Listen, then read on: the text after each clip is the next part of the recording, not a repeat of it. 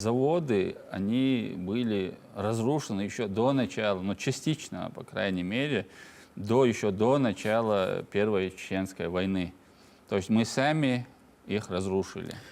Да, это говорит о том, что как раз-таки те люди, которые отвечали за сохранность этого завода, отнеслись к этому довольно-таки халатно и, может, в некоторых случаях и потворствовали этому разграблению. Ну и говорить о том, что когда какие-то спадают, скажем так, оковы, сдерживающие такого поведения, то есть население, чтобы не скатывалось в правовой нигилизм, в неприятие каких-либо законов, когда каждый начинает делать то, что ему приходит в голову, у него должно быть воспитание, у него должно быть образование, он должен быть религиозен, то есть это его должно сдерживать, если нет других сдерживающих факторов, если нету товарища полковника, который следит за его поведением.